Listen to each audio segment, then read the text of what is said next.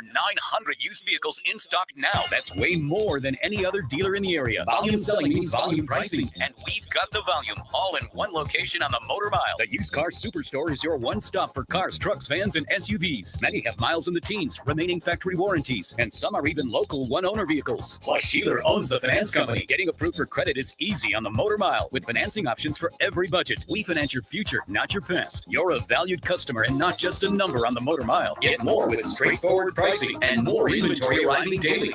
Over 900 vehicles on the lot ready to choose from. The Used Car Superstore on the Sheeler Motor Mile. I-81 exit 118C in Christiansburg. Call 866-SHEELER1. Always open at Sheeler.com. It's a week of giveaways as the Carolina Mudcats come to town June 10th through the 15th to take on the Lynchburg Hillcats. The fun starts on Friday with a Copa-branded Jolly Roger flag giveaway for Pirate Night. Help us strike out cancer on Saturday with the Lavender Hat giveaway and post-game fireworks show. And we wrap up the series with a Father's Day barbecue and a Hillcats bottle opener. Tickets are available at lynchburg-hillcats.com.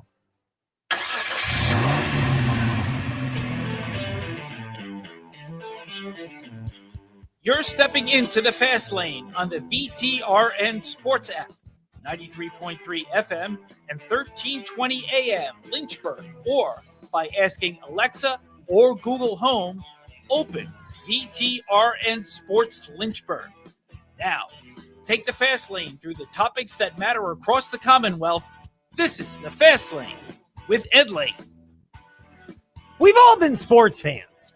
That's part of the reason why we congregate today in the Fast Lane and regularly here on the VTRN Sports app and VTRN Sports on Facebook Live and YouTube, as well as Fast Lane, Ed Lane, Facebook Live, YouTube, and Facebook, Twitter, Instagram. Which is why yesterday was a really cool day. Low-key, epic sports Sunday. Low-key because it's not football season. It doesn't involve college teams that we cover in the area. But fantastic theater that keeps you captivated and sucked in.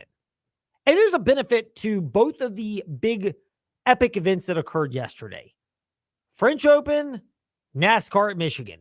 Yes, we're the place that's finding a way to blend fire and ice, known as tennis and NASCAR. I don't know which one's fire, which one's ice, but whatever. Blending those two great things together that many people might not have thought. It's summertime. When these things occur during football season, they get drowned out pretty easily. They're not going to see a whole lot of attention. But in spite of that, I hope you'll appreciate yesterday like this. Perez was that close to being done. And here he is. Championship point in a fifth set tiebreak. S'il vous plaît.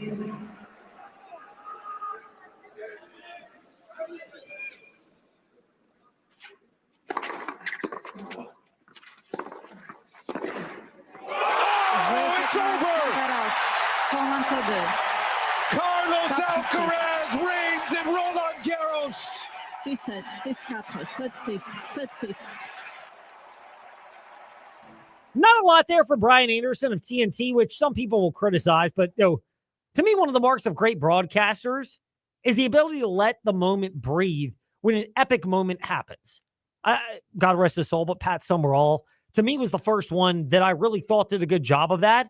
But Marv Albert was great at it. Doc Emmerich in hockey, maybe the greatest broadcaster of all time. If you can get all those Russian and Finland and all those Eastern European names figured out in the Norwegian names and pronounce them perfectly like he did, that's a skill. But Roland Garros yesterday delivered.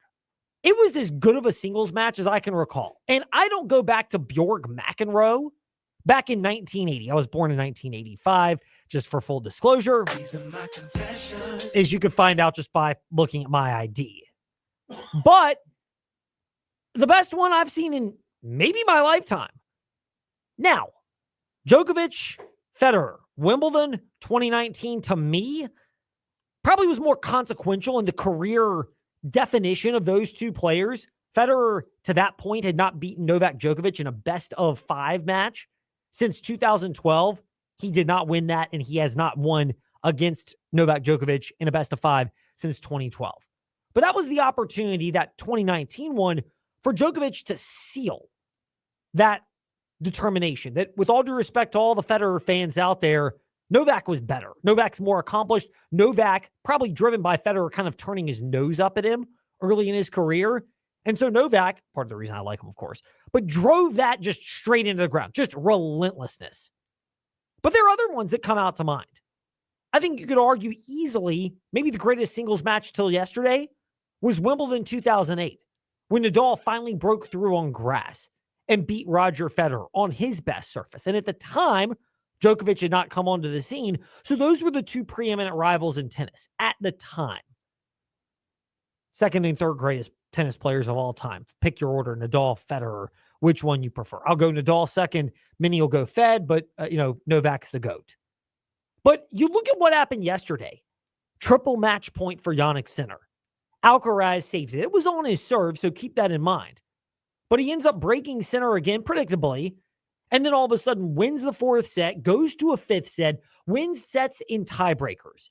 Every set Carlos Alcaraz won yesterday was in a tiebreaker. And the two sets that Jannik Sinner won, two of the three sets that Alcaraz won yesterday were in tiebreakers, and one of the two that Sinner won were in tiebreakers. The two that didn't go to tiebreakers were 6-4. It was as narrow as you'll find for a singles match. And it was fantastic theater for those of us that just like sports, that love the excitement of watching sports. Yesterday brought that. And then at the end of the day yesterday, there's NASCAR. And bringing this, which also brings a level of theater to cap off what was a really exciting race at Michigan. Daddy, I'm sorry, but I beat your favorite driver, folks. I gotta ask, like Marty did, who's that? All of them. Denny Hamlin, or D-Bag Denny Hamlin, as one of my former colleagues once termed him. He said the full thing out, and it actually kind of rhymes better to go full, but we try to keep it PG here in the fast lane. Look, this was great theater yesterday. I get it. What happens in the NFL playoffs or the NBA playoffs or the NHL? By the way, 2 overtime games and 2 Stanley Cup final games so far. They've been split. Florida won the one on Friday. Edmonton won the first one. They go back game 3 tonight, VTR and Sports app, between Edmonton and Florida from South Beach. This is epic theater in sports. And let's again caveat that. I can fully get on board with the idea that this is not what you'll find as the biggest in other areas, but take a moment to just appreciate this. Look, college has got chaos. We're going to get into that a bit today in the fast lane and covering the Commonwealth with the House settlement and how it impacts Virginia, Jerry Ratcliffe, Tech, David Cunningham, JMU, Shane Metlin, and Liberty, John Manson. But what it also gives us a chance to do this past weekend is just take a moment and say, wow, that was really cool. That was awesome. And the tennis side, let's unpack that a little bit more to start off in the fast lane. I don't believe tennis is ever going to get to the level of your biggest American professional sports. It's just not.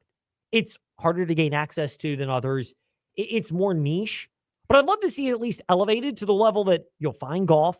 You'll certainly find NASCAR. NASCAR is consistently, maybe not the peaks are as high as the Grand Slams in golf, but NASCAR generally will often win the weekend overall when it's your random event in the PGA, random tennis event, and random NASCAR race, and F1. NASCAR does better than all of them. So it's more steady across the board. But tennis, I do think what we saw yesterday has the potential to elevate tennis. Again, let's not get carried away here in the fast lane. Part of the reason why Alcaraz gets maybe more acclaim than Sinner, even though, not just because Carlos Alcaraz, has won the last 4 Grand Slam matchups, or has won the last 4 matchups against Jannik Sinner, including 2 at Roland Garros. But they really are split. Hard courts are great for Sinner.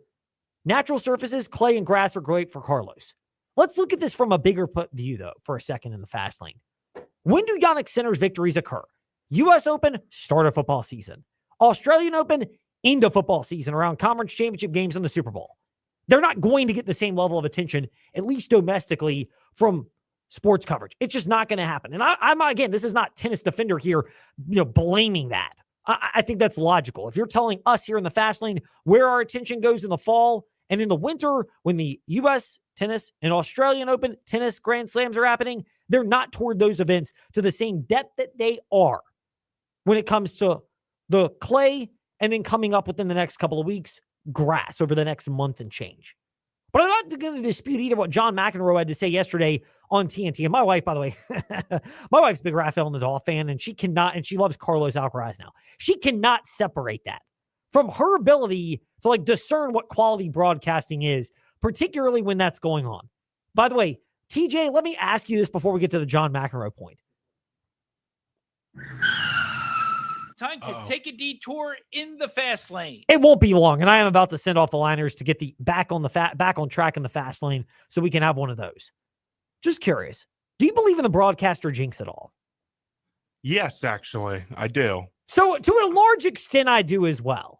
Like, I will never forget, this was a Saints-Ravens football game. This is how just sick my memory is years ago. This was back in Justin Tucker.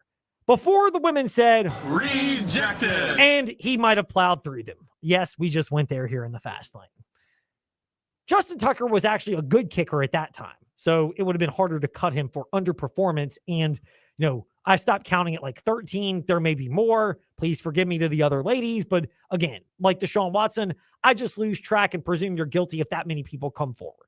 I know we're off on a detour. But they showed the stat for Justin Tucker.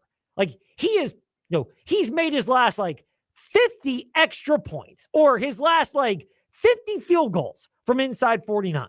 He's got a kick to tie the game. You know what happens, right? Oh, he missed it. 100%. Pushed it wide right. Famous words, of course, if you're a Miami fan, put up the U for a second because wide right to our Florida State choppers out there may not like it. But my wife subscribes to the theory of broadcaster jinx. So she was zipping me yesterday, providing just what I would like to call legitimate analysis. I know I'd use the adverb and the adjective both, but legitimate analysis yesterday. I'd like to think I provided them. My wife tried to put the kibosh on that. Oh. And we're watching the match yesterday, and it really is thrilling. And again, what we got yesterday, Carlos and Sinner are really, we saw yesterday, they're neck and neck in men's tennis.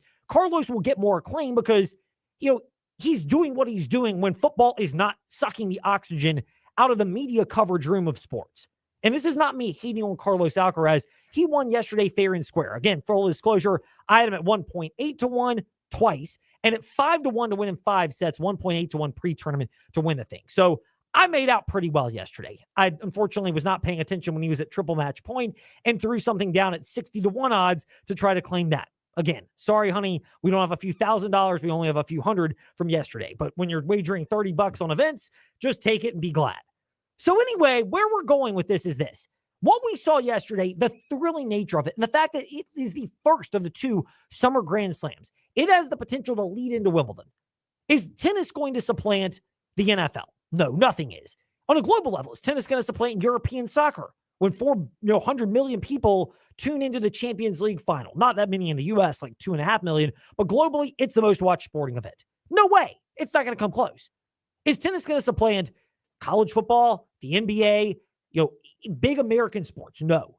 But is there room for growth? Yes. And that's where yesterday is a good thing if you like the sport. And frankly, if you just want something entertaining to watch before we get back to football season, especially here in the Commonwealth when all of our teams have been knocked out of the College World Series. There wasn't much in lacrosse and even the college softball as well, Liberty Super Regionals, but not quite to the championship. So we get this. And for once, I'll actually say I agree with John McEnroe. In the Wimbledon final, I lost that, but it elevated, I felt, hopefully, the sport a little bit, but me individually. And I think it's definitely going to elevate Yannick, the effort that he put out and the way he handled it at the end, which is really harsh.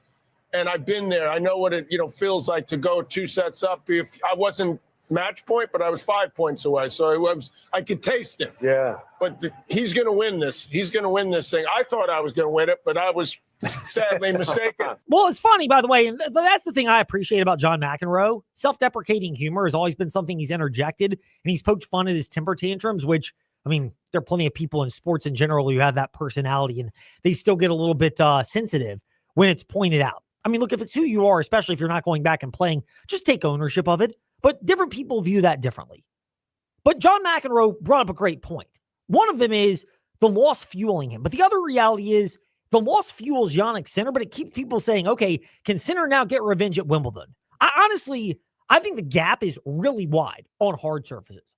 Carlos has routinely underperformed and had these just head scratching, I'm staring at the clouds moments on hard. Plus, Sinner, the amount of power he could generate on clay yesterday, that's going to get magnified at Wimbledon, and it already has been, will be magnified when he gets to the hard courts. And if he's playing as well as he is on the hard courts, good luck beating him there. Good luck. But Wimbledon creates that theater of the mind. Plus, the time on the sports calendar is a big part of the reason why, and that's where this deserves a lot of attention. The tension was fantastic yesterday. 3 tiebreak sets. The other 2 sets were 6-4. So it's not like there was a 6-1 clunker thrown in there, which will happen from time to time. You're not going to get that. Rarely do you get this type of theater of the mind. And I get there's a nostalgia crowd that can never bear to admit that yesterday may have been the most epic Grand Slam match. But, I mean, the ones that we're comparing it to didn't last as long. Djokovic, Federer, 2019 Wimbledon. I think that was more significant from career definition, but from a raw tension back and forth moment, I wouldn't quite put it on the level of yesterday, given how even they have been, Sinner and Alcaraz. Again, Nadal, Federer, 2008. I wouldn't quite put it on the level of yesterday. I know for the moment and what it meant for their careers at that time, those were big, much the 2 that I mentioned. But yesterday was more about just the quality of tennis that we saw. Like, the careers have not been defined by Alcaraz and Sinner. Other than to say right now, they're clearly head and shoulders by far the 2 best men's players in tennis. But then for those of us that like sports, we capped that off yesterday, and we'll get more into the nuts and bolts of tennis and NASCAR later this week in the Fast Lane because there is room for that. But you cap it off with yesterday and what we saw at Michigan, which was really good racing. And again, to get my usher on in the Fast Lane, after spending a lot of time, and I even took a break in there to go to church, came back, it was 3rd set, and ended up, 3rd, 4th, and 5th sets between the radio and TV, catching the broadcast for the French Open. But after that, I needed to walk. I needed to get outside. So I plug up the good old MRN app, and convenient plug, but one of the broadcasters, Alex Hayden of the Motor Racing Network, slated to join us tomorrow at 5:45 in the Fast Lane. They do a fantastic job, and we do look to getting in with Steve Post in a couple of weeks. But what you saw yesterday at Michigan, there was so much strategy that was going on. Side-by-side racing was fantastic. First of all, it's a wide track. It's 2 miles. You add length and width. It made it compelling. You factor in that there were teams with different fuel strategies. Look, I get the criticism around fuel strategies in NASCAR when you're talking about my least favorite place on the planet, Texas Motor Speedway. More on that. But when you're just talking about the raw quality of racing, and you can bring in good racing plus fuel strategy, that's the thing. The races where fuel strategy is kind of like, if you're watching, please forgive me, but I'm doing the mocking putting deodorant on for those that are watching, Fast Lane, Ed Lane, and VTR and Sports on Facebook Live and YouTube. Some races, fuel mileage at the end is basically putting on deodorant for a stinky race. That was not the case yesterday. It was good, thrilling action back and forth. And it on the edge of your seats till the end, because was Denny Hamlin going to run out of fuel, or were he and his crew chief, Chris Gale, going to unlock the magic formula, which they did, to get the victory? It's not the best NASCAR race of all time, but when you factor in that there have been a lot of races that have underwhelmed in NASCAR this year. Again, where we are on the sports calendar, fewer options. Off night for the Stanley Cup playoffs. The NBA Finals, Game 2, kind of went the way you would have expected after Oklahoma City, best team in the NBA, lost Game 1. They were in control from the get-go against Indiana last night. So you kind of knew that was probably going to be coming. NASCAR delivered yesterday as well. And then on top of that, Denny Hamlin gets the win, or D-Bag Denny, as many people call him. And he, I beat your favorite driver. And then in the lead up to that as well, he's also doing the OHIO, which is what Ohio State fans do, and in particular, mocking the Michigan crowd, playing into the villain role. And is Hamlin kind of hamming it up for that? Yeah, let's keep it real in the Fast Lane. He kind of is leaned in, maybe overboard at times, but listen to the way it was described yesterday during the Prime broadcast. And again, for all my criticism of Dale Earnhardt Jr., the driver, being a little overrated by what fans wanted him to be versus what he was, they wanted to be, and some still think he was, like Dale Sr. Dude won no championships. The GOAT, Dale Sr., won 7. Let's put that to bed. But Dale Jr., the broadcaster, Dale Jr., the personality, he's so good at connecting with fans. Putting him on Prime, by the way, is great because his ability with this podcast network and this connects him to younger fans. But the explanation about what happened with Denny Hamlin yesterday adds to what Denny Hamlin was doing playing into the crowd. Mentioned the 3 victories this year for Hamlin. Oh, that was a little OSU because we're in Michigan, right? He's kind of jumped on the Buckeye bandwagon, huh? He knows that it doesn't matter whether they're cheering or booing. They better be making noise. He's leaning into that. He's leaning into that. It doesn't matter whether they're cheering or booing as long as they're making noise. And look, if anybody's qualified to say that, I mean, obviously, God rest his soul, but if Dale Earnhardt Sr. were here, he's the guy that could say that. If Jeff Gordon were not too busy running Hendrick Motorsports, which is why he stepped away from broadcasting, he could say that. But since those are not really options for broadcasting right now, your next best bet is Dale Earnhardt Jr., who is so well versed in the history of NASCAR. Again, I don't know if Dale had the passion as a driver, but he's had the passion as a historian and just a fan of motorsports. And his ability to convey that is so great. And the way he outlined it yesterday, as simply as he did, about Dale Earnhardt Jr. And we can say it, Denny Hamlin. As long as they're making noise, it's good. But if there's one person who can say it and it usurps what anybody else is going to say, it's Dale Earnhardt Jr. He's driven before. He has won Cup Series races. His dad was the ultimate one who leaned in to that mindset. And you cap off yesterday with that. How compelling was Sunday? Again, we've got plenty of time to discuss the chaos in college sports. We will get to that momentarily in Covering the Commonwealth. But just take a moment and appreciate what we saw yesterday. Tennis, as epic as it gets, it's going to be really hard to top that. NASCAR, they can top it, but it's a good standard racer. And it reminds you there are still times where there is quality racing. Again, ironically, at tracks like Michigan and Kansas, where back in the day, you're like, what in the world? And now it's actually good. You're getting more of that. So it's an optimistic sign, especially in a time where we're just looking for things that can entertain us and take us off some of the off-field concerns that are going on, which we will get to next in the Fast Lane, because when we return, your teams and topics in Covering the Commonwealth, JMU, Virginia, and Virginia Tech. Yes, starting with the most fundamental question. The House settlement was announced over the weekend. What does that mean for your teams? We'll discuss in Covering the Commonwealth next here in the Fast Lane, and keep that feedback coming. Fast Lane Ed Lane, Facebook Live and YouTube, wherever you want to chime in the podcasts, as well as Fastlane Ed Lane, Facebook, Twitter, Instagram. At Big Boys Guns, one thing we've learned over a decade serving Central and Southwest Virginia is that you value the freedom to choose. That's why you'll find the largest selection of firearms, silencers, reloading equipment, ammunition, and AR-15 parts, all under one roof. And if it's not in stock, the BigBoysGuns.com web store shops warehouses on a live feed, so you'll know exactly when your product is here. Come see us on Route 460 in Blue Ridge and BigBoysGuns.com. That's Big Boys with a Z, Guns.com. Come experience history as End Station Theater Company at Randolph College hosts the inaugural Central Virginia Fringe Festival. The Fringe will be a week-long community celebration centered around theatrical works and performances. Running June 14th through the 21st, 16 community groups will be performing 18 productions over 7 days, culminating in the world premiere of End Station original play, Whirlwind. For tickets and information, visit endstationtheater.org.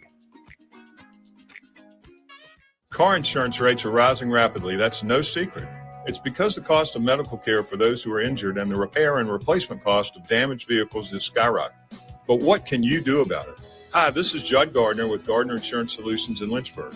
We've been helping Central Virginia drivers purchase the coverage they need at affordable prices since 1993. Talk with us before you pay again. We represent numerous companies and have many cost-saving strategies. Gardner Insurance Solutions, 434-316-5433. Have you looked at your home's exterior lately? Do you see faded siding, paint peeling, and wood rotting, windows that are impossible to open and close, and gutters falling off? Call Collins Siding and Windows to transform your home's exterior and save you money on energy costs. Dreaming of a new porch or sunroom? Collins can do that too. Since 1989, Collins Siding and Windows has been transforming homes in Central Virginia. Roofs, windows, siding, gutters, porches, decks, and sunrooms. They can do it all. Call Collins Siding and Windows today, 434-525-6307. You can do something traditional for a birthday party, or you could rise above the mundane and climb to a whole new level. Book your birthday party at Rise Up Climbing in downtown Lynchburg. Birthday parties on the weekend include harnesses, a personal instructor for 90 minutes, and 30 minutes on the party platform to unwrap gifts and enjoy treats. Rise up to a whole new level for birthday parties at Rise Up Climbing. Learn more at riseupclimbing.com and see them on Church Street in downtown Lynchburg. Head to lynchburg-hillcats.com to lock in your tickets for the Lynchburg Hillcats this season. Now here's VTR in Sports. Step into the Fast Lane 24/7 at Trey Lyle VT and Fast Lane Ed Lane on Facebook, Twitter, Instagram, YouTube, and wherever you listen to podcasts. Now, back to the Fast Lane. The $1 million question, actually the multi-million-dollar question, depending on how you look at it, $20 million. House settlement. It's here. It is going to impact teams in our area. We have to get back to that after talking about an epic weekend in sports. What does that mean? Find out now.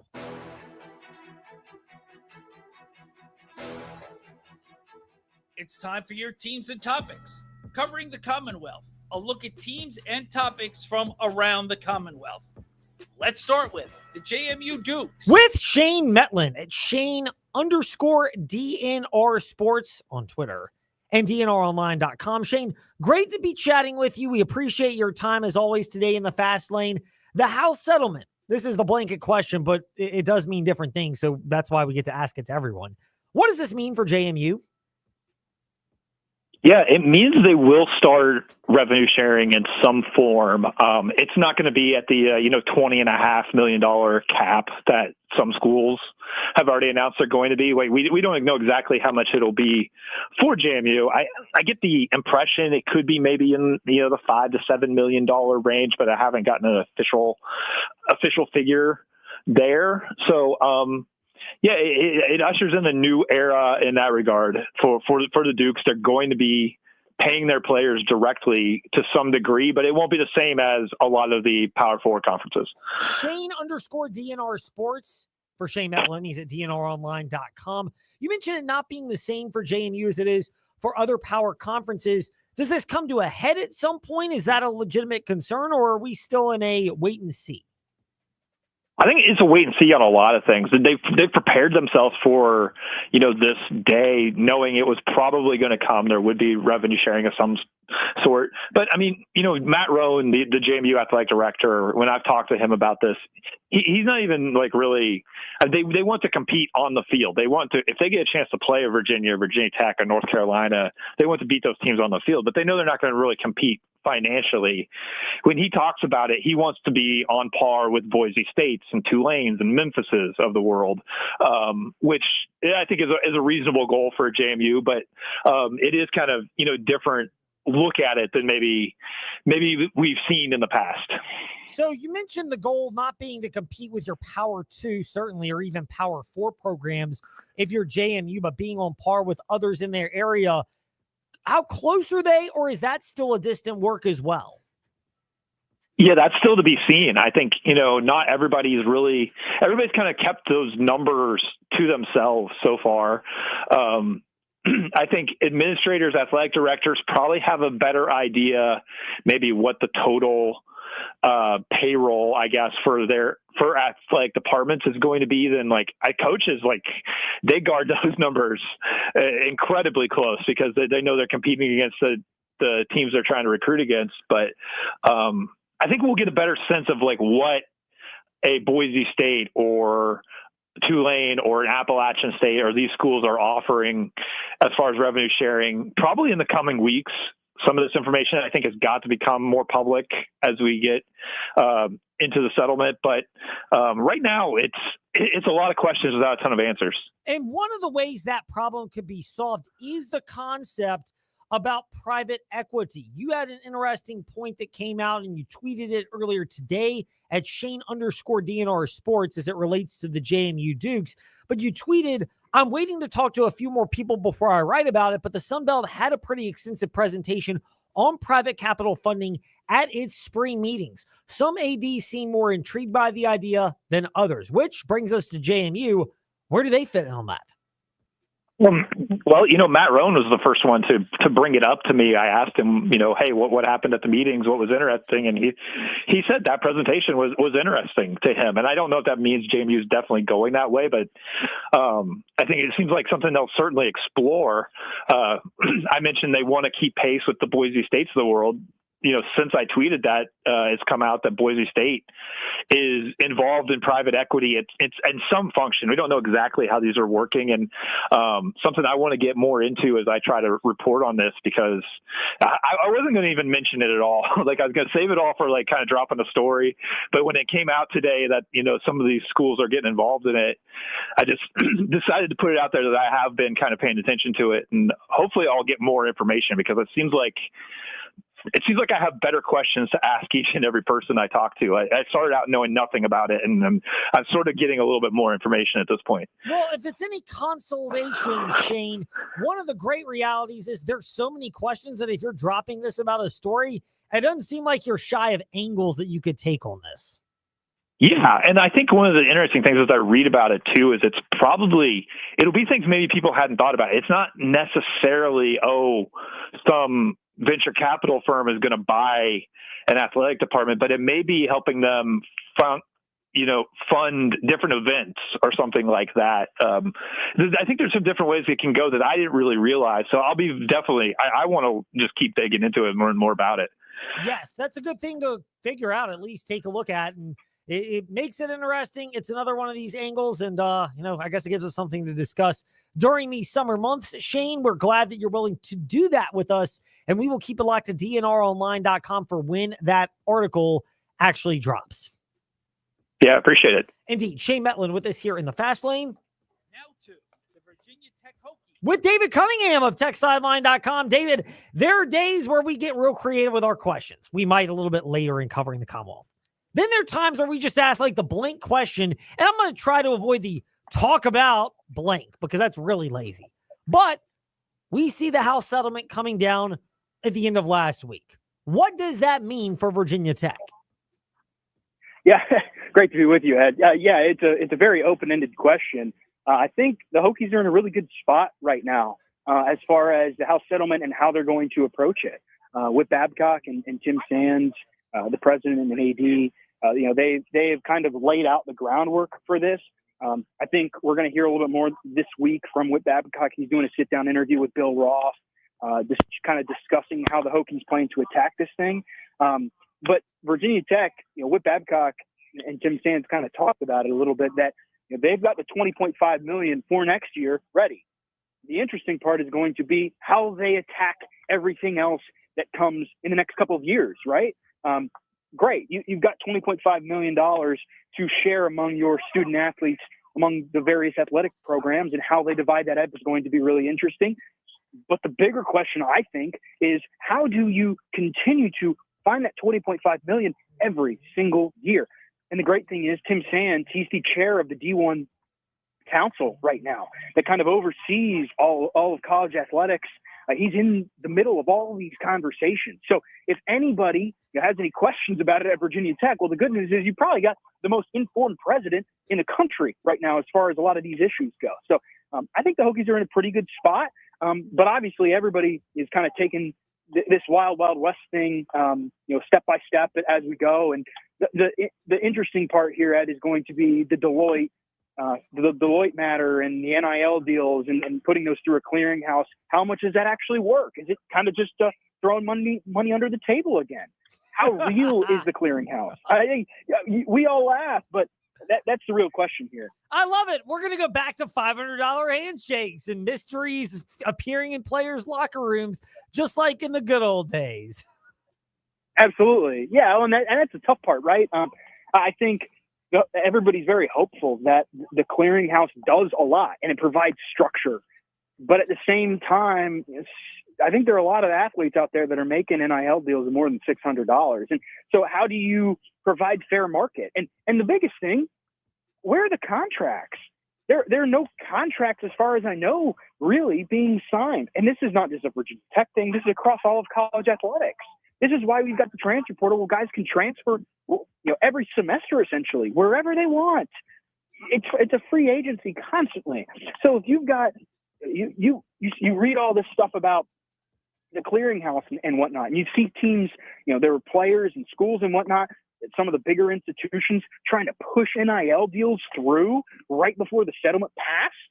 How does this all affect college athletics? I think we're kind of just feeling it out day by day a little bit. I think the Hokies are in a pretty good position. They've got good backing, got good funding.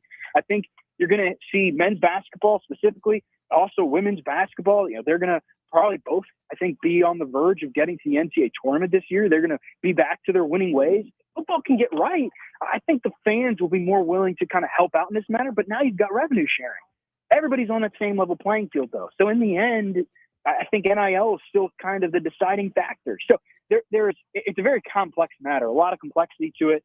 I think I'm very interested to hear what Babcock's thoughts and also the thoughts from the head coaches about how they're going to attack this, because every school's doing it differently. Virginia Tech might allocate more money to men's and women's basketball than other schools do. How do the Hokies stay competitive? You have to offset that with NIL, but of course there's a clearinghouse, so you've got to work around all this. So very, very, very intricate situation.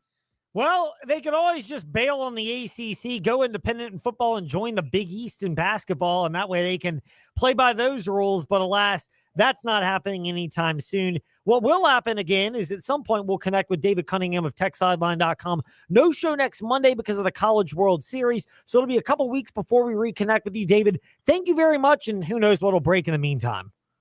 Appreciate it. Hopefully we've got some basketball news to talk about next time we chat. Yes, that would be exciting, and possibly teasing something to monitor at The Real D Cunna on Twitter and Instagram and TechSideline.com. Now to the Virginia Cavaliers. With JerryRatcliffe.com founder and contributor, Jerry Hootie Ratcliffe. Hootie, great to be speaking with you. This is where I would be reprimanded by this point, and it will only get worse. In journalism or in communications classes, I'm not going to go with talk about because that's pretty lazy, but I'm going to go about in that direction. The House settlement was announced a couple of days ago. It's now official. How does that impact UVA? Pretty much, pretty heavily, like most schools, I guess. Ed, they'll have $20 million to spend on athletes, and the majority of that, I think, as much as 95% may go to football and men's basketball, and the rest is to be distributed amongst whatever's left over. But it's a good question because, most schools are probably going to do the same thing except for the ones, and it really benefits, it's supposed to help level things out, but it really benefits the ones that had great NIL programs to begin with, because if you had a $20 million budget or somewhere in that neighborhood, now you've got an extra $20 million, and if you were one of the have-nots and you had $10 million, now you've got 30, and the other are 40, and the other guys have got 40 or more. So I don't know that it's really helped even things out. It's just a complicated issue. Jerry, it is very complicated. There's not a lot of clarity in terms of directions. And do you ever think we get back to the day where we might be getting under the table cash transactions and cars mysteriously showing up in parking lots registered to aunts and uncles? Well, this should eliminate most of that, but I don't know how they're going to enforce this new rule that the $20 million house settlement that schools have to play with. They're supposed to be vetting any deal between an athlete and a company of more than $600 in value. And I think Deloitte is the firm appointed to vet all that to make sure everything's up and up. But I mean, there's going to be thousands of deals like that pouring in. I don't know how one company can handle that unless they've got a pretty advanced system. So, I'm not very trusting of the system, and that there's not going to be some cheating going on amongst donors at various schools. I just don't know how you monitor that. The NCAA couldn't do it. I don't know how an accounting firm can do it. Yeah, good luck with that, and good luck when the lawsuits come about players' market value for some type of endorsement being more than whatever they determine it. This is bound to get messier again, but hey, when you don't want to make them employees, get ready for that to unfold. Hootie, we will pivot off of that. You got these great pieces that you'll drop occasionally at jerryratcliffe.com called Scatter Shooting, and it's musings and thoughts that you have, but they're fantastic pieces. Brian O'Connor, one of them mentioning, and the point you bring up about why he left Virginia for Mississippi State was largely the desire to have a change of scenery. How much are you buying that, or is that really a polite way of saying, let's not go there if he's pressed that there were other reasons why? Yeah, I was the first person he talked to, and it was sometime on last Wednesday, and I talked to him a couple of times, and I think he was just taking the high road. I'm sure that what they dangled in front of him was very rewarding and alluring and complimentary, really. But I think by then he had already, maybe that was the straw that broke the camel's back, but I think by then he had already decided he was leaving. I keep hearing from people with inside knowledge of the program that there's been issues over the last 2-3 years over the lights, over broadcasting games, over travel, funding, the various things like that. Some people will argue, well, we had plenty of funding at the end, but I think some of that was they made a run when they finally took it seriously that he was leaving and tried to salvage the situation, but it was too little, or not too little, but too late. And I think by that point, the frustration had grown to the point where he and his staff were ready to get out of Dodge, and Mississippi State made it awfully easy to do that. They did, and there's got to be a part as well in life, and I'm sure you've been there before, as many of us have, where if you have to always be asking for something, at some point it gets draining, and it is, you don't need it all the time. It sounds devish, but it's nice every once in a while for someone to come to you and be proactive as opposed to you always having to ask for it, threaten to leave, and ultimately that's how you get what you want accomplished. I worked for an awful lot of cheapskate publishers in the newspaper business, and only one of them was ever the kind of guy that believed in spending money no matter how much it costs to give the readers great coverage. The rest of them were counting pennies and didn't really care about the reader that much. So, yeah, I've been turned down a lot more than I've been accepted. And, you know how it is when you're leading a department. Sometimes it's easier to ask for forgiveness than permission. So I found myself doing that a lot. It happens regularly and sadly, but what's not sad is the insight. It's fantastic at jerryratcliffe.com. Hootie, thanks for talking some Wahoos today in the Fast Lane. We are off next week because we are carrying the College World Series. The ACC would love for Duke to join Louisville in that tonight. We'll see if that happens. But we appreciate your time today in the Fast Lane, and we'll chat again in a couple of weeks. Great to be with you, Ed. We'll see you then. Indeed, Jerry Ratcliffe with us here in part one of Covering the Commonwealth. When we return, more of the same, at least to kick it off with Liberty. Then we will talk some NASCAR and Hillcats baseball. That when we return here in the Fast Lane on the VTR and Sports app and VTR and Sports on Facebook Live and YouTube. Few things are more majestic than nature as long as it's outside your house. Unfortunately, when wildlife gets inside your chimney, it leads to problems for your chimney and your house. Prevent this problem with Black Goose Chimney Service. They provide one-time solutions to ensure the wildlife stays outside your home. And if you've had wildlife inside your house, Black Goose Chimney Service can deal with the aftermath and make sure they don't return. Call Black Goose Chimney Service and visit them at blackgoose.net. When you're a discerning gun owner, you value knowledge and honesty. That's what you'll get at Big Boys Guns. With over a decade serving Central and Southwest Virginia, we make the complex easy. Our team experience can help with firearm transfers and 100% electronic process for silencer ownership that is done in-house. And when you know firearms, you know it's honest. That's why we offer accurate appraisals and low prices. Looking to buy, sell, or trade? We make it easy at Big Boys Guns on Route 460 in Blue Ridge.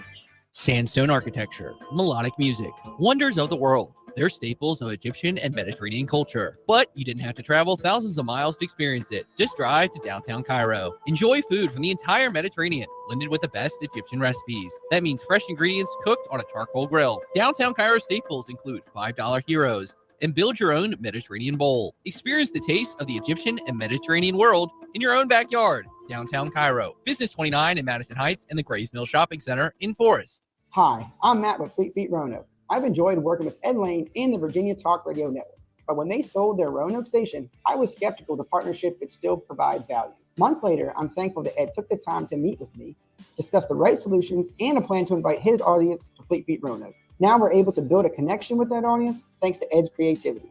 Stop by and see us at Fleet Feet Roanoke to learn more. We'd love to get to know you. Email info@virginiatalkradionetwork.com to start growing your business. At Duck Donuts, they understand that for churches, every dollar saved is money that can help serve the church and its mission. That's why they offer specials for every church and church-affiliated organization. At Duck Donuts, a dozen classic donuts are just $10 for your church or organization.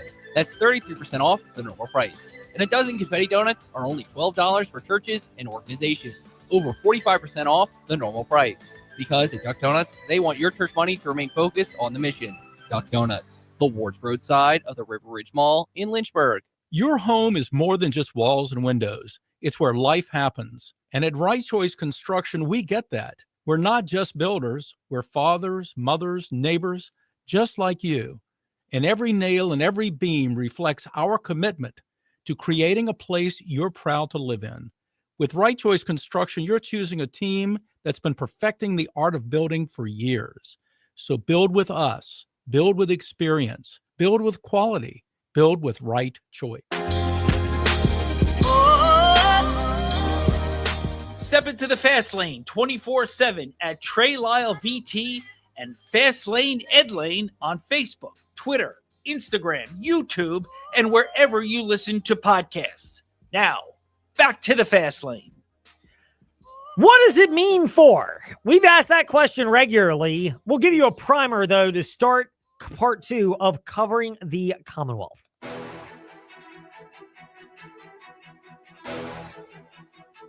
It's time for your teams and topics. Covering the Commonwealth, a look at teams and topics from around the Commonwealth. Let's start with the Liberty Flames.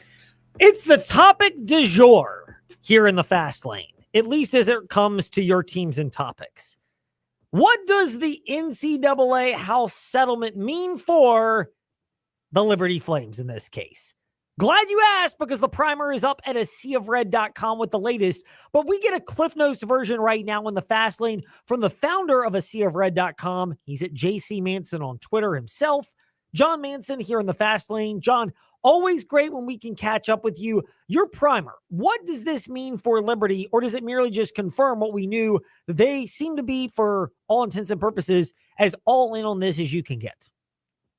Yeah, I think, Liberty is going to be all in, as they have been as an athletic department, really since Ian McCaw kind of took over several years ago. So, kind of business status quo, right? Nothing really changes. Just, obviously it does change though, right? Because this House settlement, as I'm sure you've already covered, is going to have some far-reaching and widespread impacts and really changes college athletics as we know it. I mean, if you would have gone back 10 plus years ago and said that schools would be allowed to pay up to $20 million a year to student athletes, we all would have kind of like had a jaw drop.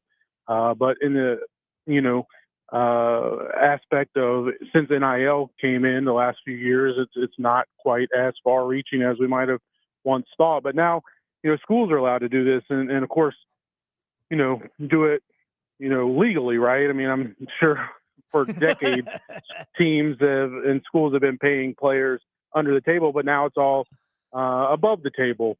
And, so for Liberty, we might not, as Liberty is a private institution, you can't FOIA them and get information onto the details of, coaches' salaries and game contracts with other schools and things like that. It'll be the same thing with this. We might not know the exact dollar amount Liberty's going to be setting aside for revenue sharing. It might not be publicly reported anytime soon until it's in tax documents and things like that years down the road. But from everything we've heard from Ian McCall and others off the record is, Liberty is striving to be a top Group of 5 program. And so I don't think that would change with this House settlement. And so what does that mean as far as dollar amount that they'll be putting into the revenue sharing year in, year out? We don't really know yet. But once other top G5 teams, start to report on or numbers come out as far as how much they'll be putting into it, I'm sure Liberty will be right in line with those. And one thing we've heard, the American Athletic Conference, the AAC, has reportedly set a minimum for their member schools of, just to spend $10 million over the course of 3 years. So, $3.3 million and some change per year. So that kind of gives you a baseline of where some of the top G5 schools are expected to be. But, again, we're going to have to unpack this over the coming weeks, months, and even years. John, I like to hear that, at least for the next couple of months, because it gives us something to discuss. That's why I'm rubbing my hands for those that are watching Fastlane Ed Lane on Facebook Live and YouTube, because it really just gives us content until we get to like early August when camp begins and we can start focusing on games themselves. Part of that process, though, are bringing in recruits. I know recruiting in high school in particular does not have the same zest that it did before the transfer portal popped up. But Liberty, they still seem to have made a more conscious effort than a lot of programs to use that as a base building tool for their programs. And this past weekend was the first of these June weekend visits for Liberty. You're the one who keeps us plugged in at aseaofred.com. Those club memberships, by the way, great deals on them at insaneradiodeals.com. For you, what are your takeaways that you can share with us and maybe a preview of what you'll be writing about soon? Yeah, good question, Ed. June, as it is for most college football programs around the country, is a huge month in recruiting for that next recruiting class of high school prospects, rising seniors. It's no different for Liberty. Liberty's got entered June with the June cycle with 7 commitments in the 2026 class and added an 8th one today. And they had, I believe, 12 prospects on official visits this past weekend. I've already begun doing some research on who they are and reaching out to them to get their insights on their visits, and got the first of many of those updates coming Tuesday morning for Cedar Red Club members. So be looking out for that. But I think, as we saw last year with Liberty, there's 3 big June recruiting weekends. They got, around 60% of those roughly to commit. And I think that would be the expectation and plan for Coach Chadwell and his staff again this year. The biggest recruiting weekend was this past weekend, and the next 2 weekends they'll have another good group of prospects coming on campus, including those, first 7 that have committed. 2 of those were, or actually 3 of those were on campus this past weekend. So, Liberty continues to build. Last year had its highest rated recruiting class in school history under Coach Chadwell. And I think as you continue to build off that 2023 conference championship season, 13-0 regular season, and the Fiesta Bowl appearance, I think you'll continue to see those recruiting classes build on top of each other, higher and higher ratings for those classes nationally. And Liberty seems like and sounds like they got off to a good start with that first weekend this past weekend. John, those players hope to be playing for conference championships and competing for spots in the college football playoff, with Liberty having a chance to get that Group of 5 bid. That would mean they would not be in a spot to go to the Bahamas Bowl, which for the second time in 3 years will not even be played in the Bahamas coming up. First of all, the timing of it, let's be real here. Why that bowl game was after Christmas and after New Year's is beyond me, but nobody asked my opinion. Then the facilities, you can comment more on that because you were there, but having heard about how it was structured, not necessarily the best. The Bahamas is great in theory, but the bowl seems like it needs some work in terms of its spot on the calendar and maybe the structure around it for it to be back in the Bahamas and actually have people come to see it there. Yeah, first of all, with the Bahamas Bowl, you're talking about, one of your last teams, if not the last bowl eligible team out of Conference USA against one of the, last bowl eligible teams out of the MAC. So it's not going to be a team that's, necessarily, garnering national interest or attention. It's not going to be a team that maybe is really having a superb season. Buffalo last year, they probably felt good under their first-year head coach, getting back to a bowl game, kind of on the upswing there in that program. But for Liberty, obviously, it was just kind of like, oh, we're going to another bowl game. So, with that being said, and you throw in the additional travel expenses and trouble of trying to get to the Bahamas, you're just not going to have a large contingent of the fan base of any team traveling to that destination. Although who wouldn't want to spend, Christmas or New Year's in the Bahamas? But, it's just not realistic for your average fan. It's hard to get there. And then, you kind of see that with the Bahamas Bowl giving away free tickets and admission to, the Bahama residents if anyone comes out to the game. So that's who made up most of the crowd. But then add to that the that travel issues, and then the stadium itself. It was originally a track and field complex, and they've done some renovations to it recently, and it needs a lot of work. The field, I think you could probably see on TV, was basically they were playing on the beach, a lot of sand underneath the makeshift grass that had just been planted, a few weeks or months prior. So it's just not ideal playing situation. So it makes sense that it's not in the Bahamas. I would be shocked if it ever returned to the Bahamas. I don't think you'll have many teams like a Liberty. It's kind of like the old, the CIT, the CBI in men's basketball is, some schools, it makes sense to go there, but after you've been there and done that, Liberty has turned down those invitations previously because that, as the men's basketball program has aspirations on the NCAA tournament and the NIT as a consolation they would take. So I wouldn't be shocked if, teams like Liberty and others turn down a Bahamas Bowl invitation in the future. So, like I said, I don't know. I think the Bahamas Bowl in the Bahamas is probably towards the end. And who do we know? Maybe this last Bahamas Bowl featuring Liberty and Buffalo is the last bowl game played in the Bahamas for the foreseeable future. Appropriate analogy with Liberty, but pour one out. Pour one out for the Bahamas Bowl being in the Bahamas might have helped again to have had that before Christmas or certainly before New Year's when people would actually travel rather than when all of that was wrapped up and then wondering why is nobody showing up after all the travel has been done for the holiday season. Just a random thought, John. Last one for you. You tweeted this at JC Manson on Twitter. Liberty released their 2026 women's basketball slate, and it featured dates that are coming, or features dates. Duke, a second straight trip to the LBG. They will be coming up to Bel Air at Liberty Arena. But so too will East Carolina and Richmond. Road trips, JMU, George Mason. John, you had a great tweet about how you'd love to see this for men's basketball. I know there's a bit of tongue-in-cheek in there because you and I both know how the schedule can be a challenging one to set up for men's basketball. But again, how much is this, at least from a women's side, we'll take it from this angle today in the fast lane, how much is this a boon building off of last year, the fact that Kerry Green, they've done this before, but now you build off a good season. This seems like a really good way to keep that interest northward for Liberty women's hoops. Yeah, I mean, it's a terrific non-conference schedule, and hopefully that tweet doesn't take away from the successful non-conference schedule Coach Green and his staff's put together. I mean, getting an ACC program to come in to Liberty Arena is always going to be a win, and especially a program like Duke coming off an Elite Eight appearance, and obviously a second straight trip for them to Liberty Arena, which is kind of interesting.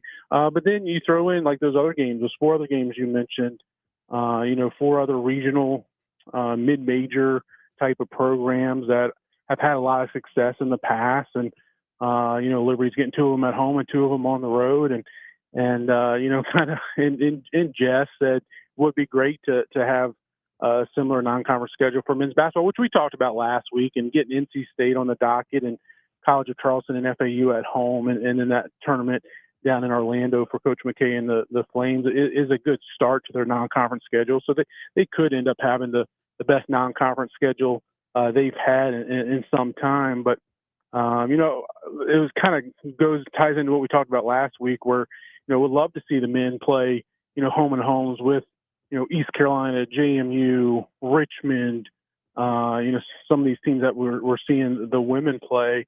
That's kind of what you have to do to get some, in my opinion, to get some noteworthy games on your schedule right now. Because, like we talked about last week, you can't get the quad one opponents on your schedule much, certainly not on your home floor. So to get some good quality home games for the, men's basketball season ticket holders, you'll have to do some of the things like the women are doing to get some of those home and homes with those, reputable mid-majors in the region. And again, like we talked about last week, it was so many that there are so many within, that 4 to 5 hour, bus trip type of situation where you could schedule home and homes. And kudos to Coach Green and his staff for getting it done for men's basketball or for women's basketball. And hopefully the men can do likewise. John, thank you for the insight today in the fast lane. One can at least hope, as we beep that word out always in the fast lane. In all seriousness, we love the insight at aseaofred.com. We're off next week because of the College World Series, so we'll chat again in 2 weeks and look forward to it. Sounds good. Thanks for having me on, Ed. Our pleasure. John Manson, aseaofred.com, with us here in the fast lane on W227BG Timberlake, WVGM AM Lynchburg, WMNA Gretna, Danville, Southside. Now to NASCAR. The race of the year. Was it or wasn't it? Michael Massey, frontstretch.com NASCAR reporter, with us here in the fast lane. Michael, great to be speaking with you. Big picture, was that the race of the year yesterday? That's hard to say. First off, thanks for having me on, Ed. It's tough to say that Michigan race. It was really great. I'd definitely put it top three. The Coke 600 was pretty good as well. So I think you'd have to argue between those two and maybe Coda for like what the best race is. But if you're a Virginia sports fan, I think you'd be happy with the result yesterday with Denny Hamlin getting the victory, and it was exciting. It was definitely the best Michigan race I can remember in quite some time. It was really good, and there have been some good ones at Michigan, which is really the exciting part of it. First of all, Denny Hamlin gets the victory. Fuel mileage. There wasn't a lot that was left in there, but the fuel mileage part gets criticized. How much is it, and I've used this analogy, and for those watching at Fastlane Ed Lane on Facebook Live and YouTube, you can watch me put deodorant on. There are races where fuel mileage is kind of the deodorant for what is not quality racing. True or false? That was not yesterday. Yesterday was adding on to quality racing, which is why Michigan has gotten great reviews. Yes, that was the perfect way to put it. It was, even if everyone could have made it at the end, I think just with the way the cars had enough drag to where the leader never really got away. Like William Byron led 98 of the 200 laps, but it didn't feel like it. Because normally when somebody leads almost half the race, it kind of means it's a stinker. But in that case, he never got away. And it was one of those races where you really didn't know who was going to win. Byron could have won. Carson Hocevar looked like he was going to get his first win at his home track yesterday. And ultimately, Denny Hamlin, out of nowhere, hadn't been up there all day. He gets the W. So, yeah, that's what you love to see in a race. I loved it. I thought that was a really good part, again, as I've already gotten my usher on in the fast lane.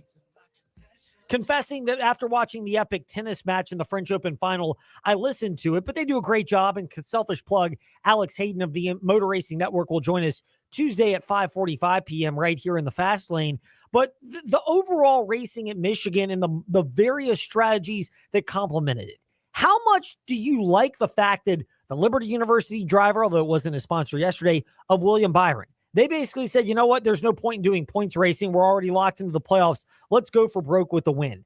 Carson Hocevar wanted that strategy as well. My guy, Ty Gibbs, who, by the way, you were a little down on him heading into the race, and he was a top 5 car all day, Michael. Do you need to get your just friends on and ask? Is more than saying sorry. I mean, do you need to ask for a little forgiveness for that? Jokes aside about Ty Gibbs and everything else, how much did you like the fact that you had multiple drivers who said, you know what, I value the win more, and therefore I'm willing to risk it for a win, which only adds to the strategy? That's what you want. I think that's what NASCAR wanted when they went to this win in your in system, where in the past, Byron he's leading the points. he might have just slowed it on down, accepted like a third place finish, fourth place finish, whatever, just to have a good points day and pad that championship lead. But instead, he ran out of gas going for the win, which I would rather run out of gas. And Steve Letarte put this excellently on the Amazon Prime broadcast. I'd rather run out of gas going for the win than finish second with plenty of fuel in it.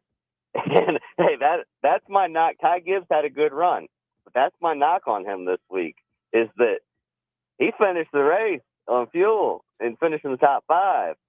If he pushes a little harder, maybe he has enough fuel to actually get up there and win the thing.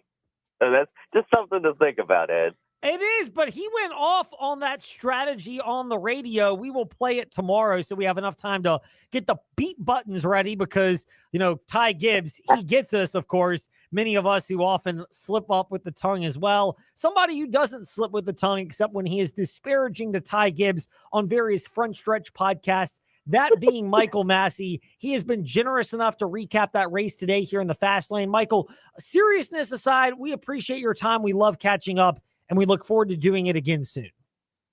Yes, sir, Ed. It's always a pleasure to be on. And, hey, I am excited for Mexico City this weekend, watching that race there. You and me both. It should be a lot of fun indeed. And last but not least, or maybe this, the Lynchburg Hillcat. A colleague of our very own TJ Wilkerson, they spend time together in the press box. Although maybe you're not exactly together in the press box because if the PA announcer is literally I wouldn't say screaming. I've been around some who scream into the microphone. TJ just enthusiastically talks into the microphone over at City Stadium.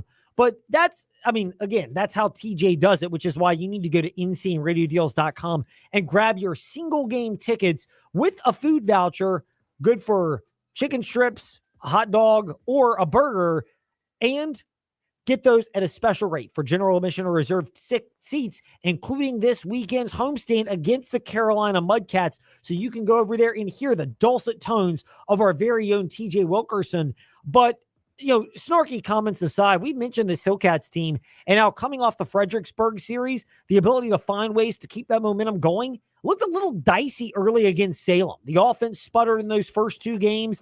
They lost 8-3, then they had a 2-1 victory. They they couldn't outslug Salem on Thursday, but they rallied with 3 straight wins, ultimately taking that series 4-2 against Salem and keeping themselves in position to win the first half of the Carolina League crown. Coming up again, that big series this weekend against Carolina. And that is one thing that we get to discuss right now with Jason Prill, colleague of our very own TJ Wilkerson, who is generous enough to join us in the Fast Lane. It's not always going to be pretty, Jason, much like, it's not as pretty as, your press box colleague, TJ Wilkerson, who, he and his lovely fiance, if she's ever up there, they've got to be fantastic to see. But baseball, at times, it's not that way. But when you can win in spite of that, and the Hillcats found a way to pull out 4 of 6, 4-2 series win against Salem, how big was that? That this was not necessarily the best the Hillcats had shown, like their series against Fredericksburg, but they found a way to cobble it together and still keep themselves in position for a first half crown. Yeah, I think it's pretty impressive. We keep talking about Hillcat baseball, and it's just grinding out victories. It's finding ways to win that are unconventional. It's going the extra mile and doing the things that other teams aren't willing to do. The other night when we were watching the game, Lynchburg scored their first run without a hit because of a wild pitch. Had a guy get aboard, work his way around, and then score because the pitcher couldn't command his fastball. And that's just the way that the Hillcats have been able to win. And at the end of the day, it does not matter how you win. All it matters is that you do win. And right now, they find themselves a game out of first place behind the Carolina Mudcats, who are coming in after dropping 4 of 6 in their own homestand. So it's going to be an interesting series, and the Hillcats have the upper hand right now because they're on a hot streak. They're 1 game back, and I'm really excited for what's to come at Bank of the James Stadium. As the Major League Baseball draft comes up in the next couple of weeks, and of course you head toward the summer stretch, rosters will expand in Major League Baseball as well as the trade deadline popping up. We're entering that time where a lot of these players may be moving on within the Cleveland Indians or Guardians organization. got to get $5 for the virtual swear jar there. But within the organization or maybe even to other franchises, how much pride is there in the locker room of this Carolina series? And even if some of these guys move on to different ventures, they can be part of a championship team in their half with the Lynchburg Hillcats. Yeah, there's a lot of pride when it comes to trying to win a championship, even in minor league baseball. You talk with some of the coaches and the manager and all that kind of stuff. They'll tell you that it's not about winning, it's about development. But you really get down into the nitty-gritty on it, and it's all about winning. The guys just want to win, and that's part of development. You have to learn how to win as you make it up the ranks of minor league baseball. And I know at High A last year in Lake County, they won a championship, and players who were there for only half a season who got called up to Akron, they still got a championship ring. So these guys know that even if they're not with Lynchburg to finish the season, they still have a chance to win a ring, even if they don't win it while in Lynchburg this year. So they have to do everything they can the next week and a half to try to get into that playoff spot. And there's a lot of pride in that, just to be able to say that they got there and they have a chance to walk home and leave this season with some new jewelry. We take pride in the insight from Jason Prill. He's at JasPrill19 on Twitter and Instagram. Jason, thank you for talking some Hillcats today in the Fast Lane. We'll do it again in a couple of weeks because we're off next week with the College World Series. Absolutely, Ed. I appreciate it, and hopefully we can see everybody out there at the ballpark this week. The Hillcats need everybody there. Indeed. Grab those tickets now at InsaneRadioDeals.com with a $10 food voucher for reserved or general admission tickets. Meanwhile, that does it for us today in the Fast Lane. On to Make It Rain in progress, and then tonight, 7:30 p.m., Stanley Cup Final, big Game 3 coming up, Edmonton at Florida. Who gets the series lead? Find out. We'll discuss that and more tomorrow in the Fast Lane. Message and data rates may apply. Hey, Dan, haven't seen you around the gym for a while. Yeah, I've really fallen off. Since I turned 40, I just don't get